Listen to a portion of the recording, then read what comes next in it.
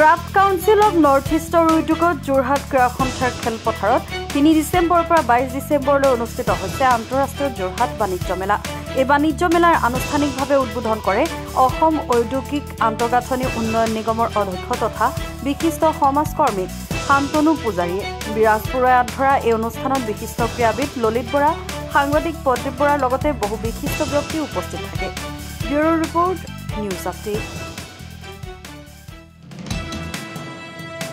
আমাৰ অনুজ সাংবাদিক কংকনে মোক সুধি আছিল যে যোৰহাটত কোনে প্ৰথম কেতিয়া কেনেকৈ ট্ৰেড ফেয়াৰ আৰম্ভ হৈছিল।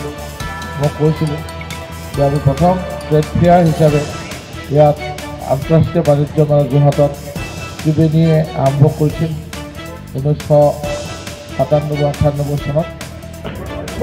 ক্ৰাফ্ট কাউন্সিল নৰ্থ ইষ্টৰ সৌজন্যত এইবাৰ যোৰহাটত এই আজিৰ পৰা আৰম্ভ হোৱা আজিৰ পৰা যি উদ্বোধনী অনুষ্ঠান হ'ল এই আন্তঃৰাষ্ট্ৰীয় বাণিজ্য মেলা, আৰু এইখন আনুষ্ঠানিকভাৱে উদ্বোধন কৰিবলৈ পাই অতিশয় আনন্দিত হৈছোঁ আৰু আশা কৰিছোঁ এই মঞ্চখনে এইখন আচলতে এখন মঞ্চ, বিশেষকৈ আমাৰ উদ্যোগীসকল আৰু আমাৰ ক্ষুদ্ৰ ব্যৱসায়ীসকল তেখেতলোকৰ কাৰণে এখন বহল বজাৰৰ মঞ্চ, আৰু যোৰহাটীয়া ৰাইজে ইয়াক আদৰি ল'ব বুলি আমি আশা কৰিছোঁ, শুভেচ্ছা জনাইছোঁ।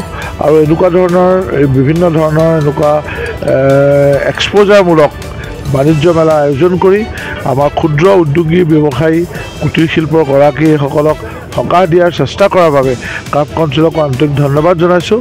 আৰু ইয়াৰ লগত জড়িত সকলো উদ্যোক্তা আৰু সকলোকে আন্তৰিক ধন্যবাদ আৰু লগতে শুভেচ্ছা জ্ঞাপন কৰিছোঁ।